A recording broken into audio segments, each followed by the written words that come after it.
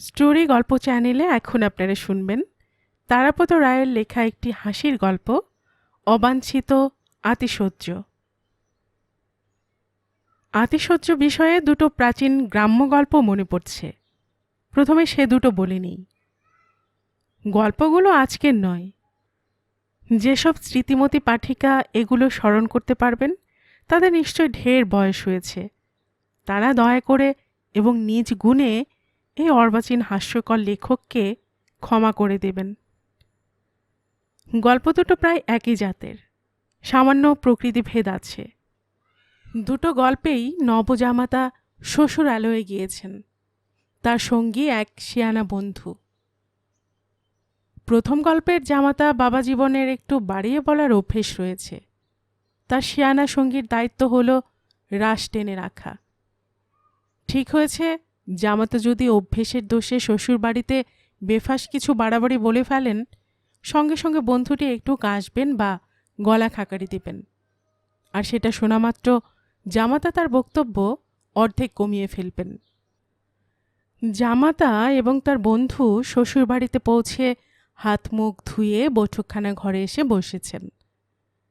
শ্বশুরমশাই কুশলাদি প্রশ্ন জিজ্ঞাসা করার পরে জানতে চাইলেন পথে কোনো অসুবিধে হয়েছে কিনা। জামাতা বললেন, না তেমন কিছু হয়নি, তবে নৌকো করে নদী দিয়ে আসার সময় একটা প্রকাণ্ড কুমির দেখলাম। শ্বশুরমশাই বললেন, প্রকাণ্ড কুমির? জামাতা বললেন, সে প্রায় 200 হাত লম্বা হবে। শ্বশুরমশাইয়ের চোখ কপালে উঠল কুমিরের দৈর্ঘ্য শুনে। শিয়ানা বন্ধুটিও গলা খাকারি দিল। জামাতা সঙ্গে সঙ্গে নিজেকে সংশোধন করলেন। কুমিরটা যখন নৌকার কাছে এলো দেখে বুঝলাম 200 না হলেও অন্তত 100 হাত হবে। এটাও অবিশ্বাস্য। শিয়ানা সুরিত আবার গলা খাঁকারি দিলেন। জামাতা তখন বেশ চিন্তা করে মাথা চুলকিয়ে বললেন, নদীর মধ্যে আরেকটা নৌকোয় এক শিকারি ছিল, সে বন্দুক দিয়ে গুলি করে কুমিরটা মেরে ফেলল। মরা কুমিরটা ডাঙায় উঠানো হলে বুঝলাম হাত 50 হবে। আবার গলা খাকারি। জামাতা বাবা জীবনের সংশোধন। ডাঙায় উঠানোর পর ফিতে দিয়ে মেপে দেখা গেল ঠিক 25 হাত।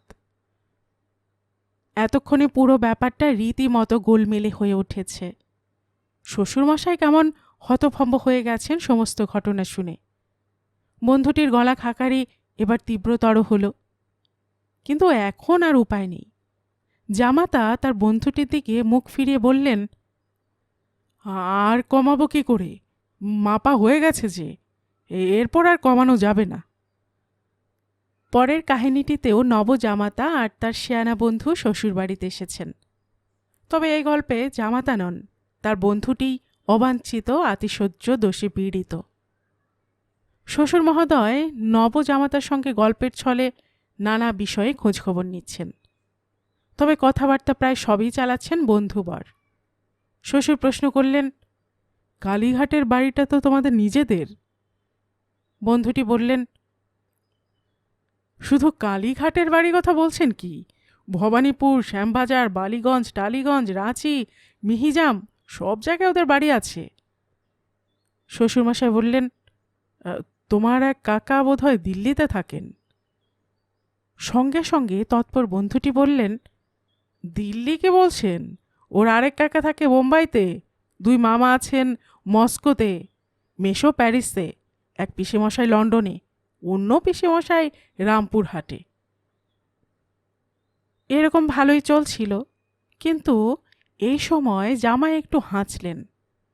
শ্বশুরমশাই বললেন, তোমার কি একটু সর্দি কাশি আছে? বন্ধুটি বললেন, সর্দি কাশি কি বলছেন? ওর ছোটবেলা থেকে হুপিং কাশি। ওদের বাড়ির প্রত্যেকের শ্লেষ্মা কাশি, গুপো কাশি, এমনকি যক্ষা কাশিও পর্যন্ত রয়েছে। এরপর আর এই গল্প এগোতে দেওয়া মোটেই উচিত হবে না। জামাতা বাবা জীবন এবং তার শিয়ানা সুরিদের এই রদ্দি গল্পগুলি অত্যন্ত মোটা দাগের, কিন্তু এগুলির মধ্যে আসল সত্যটি নিহিত রয়েছে। সোজা কথা, কোনো কিছু নিয়ে বাড়াবাড়ি করলে শেষ পর্যন্ত একটা কিছু গোলমাল হবেই। তা গোলমাল একটু হয় হোক, আমরা এই তবসরে আরও একটু গোলমেলে জায়গা থেকে ঘুরে আসি। বহু ক্ষেত্রেই অবাঞ্ছিত আতিশয্য ব্যাপারটা ঘটে তোষামত বা খোসামত করতে গিয়ে। এই শব্দ দুটি সম্পর্কে এখানে সামান্য কিছু বলে রাখা ভালো। বাংলা ভাষায় তোষামত একটি আশ্চর্য শব্দ। তোষামত এবং খোসামত শব্দের অর্থ একই, স্তাবকতা, মনোরঞ্জন, চাটুবৃত্তি, মোসাহেবি ইত্যাদি। খোসামত শব্দটি প্রায় খাঁটি ফার্সি শব্দ। মূল ফার্সিতে শব্দটি হল খুশামত, মানে মনোরঞ্জন। তোষামত শব্দটি রচনা হয়েছে সংস্কৃত আর ফার্সি মিলিয়ে। সংস্কৃত তুষ থেকে ফার্সি খুশ আমদ শব্দের দৃষ্টান্তে গঠিত। এরকম শব্দ আমাদের ভাষায় খুব বেশি নেই। সে যাই হোক, পণ্ডিতি করব না, গালগল্পে ফিরে যাই। তোষামদের কথায় মহামহিম গোপাল ভাঁড় মহোদয়ের সেই বিখ্যাত গল্পটি স্মরণীয়। রাজা তার পারিষদের সঙ্গে আলোচনা করছেন। তার মোসাহেব সবকটাতেই রাজাকে তাল দিয়ে যাচ্ছেন। ব্যাপারটা প্রায় দৃষ্টিকটু পর্যায়ে পৌঁছে গেছে। আলোচনার বিষয় হলো তরকারি। কথায় কথায় পটলের কথা উঠল। রাজা বললেন, পটল খুব ভালো তরকারি। মোসাহেব সায় দিলেন, ভালো মানে? খুব ভালো। ভাজা খান, সিদ্ধ খান, মাছে খান, নিরামিষ খান, সর্ষে বাটা খান, পটলের মতো তরকারি নেই হুজুর। রাজা বললেন, কিন্তু বড় তেতো। মোসাহেব ঘাড় কাত করে সায় দিলেন, খুব তেতো, ওতেই বিদ ঘুটে। রাজা বললেন, পটল মোটেই ভালো নয়, ভালো করে হজম হয় না। মোসাহেব বললেন, পটল মোটেই ভালো নয়, হজম করা খুব কঠিন। হাতি পর্যন্ত পটলের বীজে হজম করতে পারে না। পটল সাংঘাতিক জিনিস হুজুর। রাজা আর থাকতে পারলেন না। মোসাহেবকে বললেন, তোমার কথা তো কিছু বুঝতে পারছি না। তুমি কখনো বলছো পটল খুব ভালো, কখনো বলছো পটল খুব খারাপ। মোসাহেব হাত কচলিয়ে বললেন, আগে হুজুর তা বলছি। রাজা বললেন, তাহলে তোমার আসল কথাটি কি? মোসাহেব আরও হাত কচলিয়ে বললেন, আগে হুজুর, আমার কথাটা হলো, আমি তো আর পটলের গোলামি করি না, আমি আপনার গোলাম। আপনি যা বলেছেন আমি তাই বলেছি। স্বীকার করা উচিত, এই মোসাহেবটি খুব উচ্চ স্তরের নয়। স্তাবকতা খুব সূক্ষ্ম ব্যাপার। সেটা প্রকট হয়ে গেলে, মোসাহেবই ধরা পড়ে গেলে চলবে না। তাতে সাহেব এবং মোসাহেব দুজনেরই বেকায়দা। মোসাহেব নিয়োগের কাহিনীটি বলি। এক সাহেব খবরের কাগজে বিজ্ঞাপন দিয়েছেন মোসাহেব চেয়ে। অনেক লোক দরখাস্ত করেছে, সাক্ষাৎকার চলছে। সাহেব নিজেই তার মোসাহেব বাছছেন, কিন্তু ঠিকমতো লোক পাওয়া খুব কঠিন। অবশেষে অনেক জনের পরে এলো আসল ব্যক্তি। সাহেব এবং ওই চাকুরি প্রার্থীর নিম্নোক্ত কথোপকথন থেকে এই আসল ব্যক্তিটিকে কিছুটা বোঝা যাবে। সাহেব বললেন, তুমি কি মোসাহেবের কাজ পারবে? ভাবি মোসাহেব বললেন, আমারও কেমন খটকা লাগছে, আমি কি মোসাহেবের কাজ পারবো? আমার মনে হচ্ছে তুমি পারলেও পারতে পারো। আমারও এক এক সময় সাহস হচ্ছে, হয়তো পারলেও পারতে পারি। কিন্তু পারবে কি? ভাবি মোসাহেব বললেন, পারবো কি? সাহেব বললেন, মোসাহেবের কাজ খুব কঠিন। খুব কঠিন স্যার, তবে চেষ্টা করলে হয়তো পেরে যাবে। ভাবি মোসাহেব বললেন, চেষ্টা করলে পারবো হয়তো। তোমার তো বেশ এলেম আছে, মনে হচ্ছে ভালোভাবেই পেরে যাবে। তা ঠিক স্যার, এখন মনে হচ্ছে খুব ভালোই পারবো। কিন্তু শেষে যদি না পারো? সত্যি শেষে যদি না পারি, আমিও খুব ভাবছি স্যার। সাহেব বললেন, থামো, তোমাকে আর ভাবতে হবে না। ভাবি মোসাহেব বললেন, না স্যার, আমি আর ভাবব না। বলা নিষ্প্রয়োজন, এই ব্যক্তি মোসাহেবের কাজটা তখনই পেয়ে গিয়েছিল এবং পরবর্তী জীবনে একজন অত্যন্ত সফল মোসাহেব হিসেবে খ্যাতি অর্জন করে। তবে অবাঞ্ছিত আতিশয্য অর্থাৎ অপ্রয়োজনীয় ও দৃষ্টিকটু বাড়াবাড়ি ব্যাপারটা শুধুই যে চাটুকারিতা এবং মোসাহেবের সঙ্গে জড়িত এমন কথা বলা যাবে না। অনেকের চরিত্রের মধ্যে এই অসঙ্গতি রয়েছে। এরকম কারো বাড়িতে যান, তিনি সঙ্গে সঙ্গে লাফিয়ে ওঠে, আসুন আসুন, কি সৌভাগ্য আমার, গরিবের বাড়িতে আপনি আসবেন, এ তো ভাবাই যায় না, বসতে আজ্ঞা হোক বলে চেয়ার ঠেলে বসিয়ে দিয়ে আপনাকে খালি ঘরে ফেলে সামনের খোলা দরজা দিয়ে বেরিয়ে যাবেন। আপনি বোকার মতো বসে থাকবেন তার বাইরের ঘরে। এসেছিলেন 1 মিনিটের এক প্রয়োজনে কিংবা ভদ্রতার খাতিরে, গৃহকর্তা আধ ঘন্টা কি 45 মিনিট পরে ফিরলেন হাতে এক চাঙারি সিঙাড়া, কচুরি, সন্দেশ, রসগোল্লা নিয়ে। ঘরে ঢুকে দেখলেন আপনি দরদর করে ঘামছেন। তাড়াতাড়ি বললেন, আরে কি লজ্জার কথা, পাখাটা খুলে দেয়া যায়নি? বলে জোড়া হাতে পাখার সুইচটা অন করতে গিয়ে খাবারের চাঙারিটা হাত থেকে তিনি অবশ্যই ফেলে দেবেন।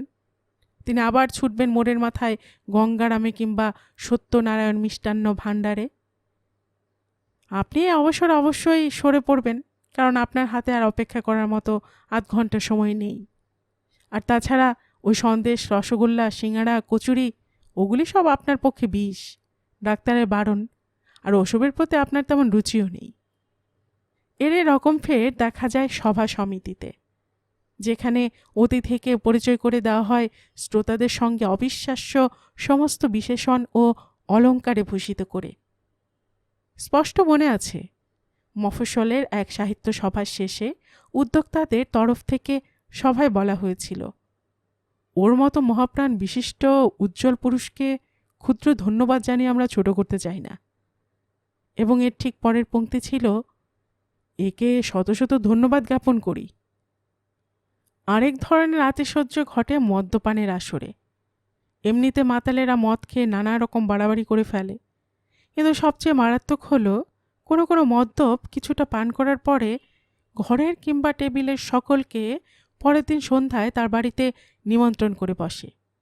কেউ যদি সেই নিমন্ত্রণ এড়াতে চায় তবে অব্যাহতি নেই, ভীষণ জোরাজুরি হবে নিমন্ত্রণ কর্তার তরফে, এমনকি কাঁদাকাটি, হাতে পায়ে ধরা হবে নিমন্ত্রণে যাওয়ার জন্য। এইখানে আসল বিপদ। কোনো অনভিজ্ঞ ব্যক্তি যদি সরল চিত্তে এই নিমন্ত্রণ গ্রহণ করে এবং পরের দিন সন্ধ্যায় যদি ওই ব্যক্তির বাড়িতে যায়, তাকে রীতিমতো জব্দ হতে হবে। নিমন্ত্রণকর্তার বাড়ির লোকেরা বিস্মিত হবে তাকে দেখে, কারণ সে বাড়িতে নিমন্ত্রণের কথা কিছুই বলেনি, এমনকি তার নিজেরই মনে নেই যে সে নিমন্ত্রণ করেছিল। সুতরাং যখন সে দরজা খুলে জিজ্ঞাসা করবে, আরে কি মনে করে, তখন 2-4টে বাজে কথা বলে ফিরে আসা ছাড়া গত্যন্তর নেই। অবশেষে আতিশয্যহীনতার একটি চৈনিক উপাখ্যান দিয়ে দাঁড়ি টানি। এক কারখানা দেখতে গিয়েছেন জনৈক পর্যটক। চীনেদের একটি পারিবারিক সমাধি স্থলে গিয়ে দেখেন প্রত্যেকটি কবরের উপরে মৃতদের জন্য ভুরি ভোজ সাজিয়ে দেওয়া হয়েছে বাহারি থালায়। দেখে পর্যটক খুব বিস্মিত হলেন, কিন্তু তিনি আরও বিস্মিত হলেন এরই মধ্যে একটি সমাধি দেখে, যার উপরে থালায় মাত্র 2 কুচি শসা আর 1 চিলতে লেবু দেওয়া রয়েছে। পর্যটক প্রশ্ন করলেন, প্রত্যেকের এত খাবার আর এর এত কম কেন? যে ব্যক্তি খাবার দিচ্ছিলেন তিনি বললেন, ওটা উংচুংয়ের কবর, মরার সময় উংচুং ডায়েটিং করছিল, তাই এ খাবার দেওয়া হয়। উংচুংকে বেশি খাবার দিলে শুধু শুধু নষ্ট হবে। অবাঞ্ছিত আতিশয্যের এখানেই ইতি। স্টোরি গল্প চ্যানেলে এতক্ষণ আপনারা শুনছিলেন তারাপদ রায়ের লেখে একটি হাসির গল্প, অবাঞ্ছিত আতিশয্য। আর এতক্ষণ আমি আপনাদের গল্প পড়ে শোনাচ্ছিলাম রোমানা নূপুর।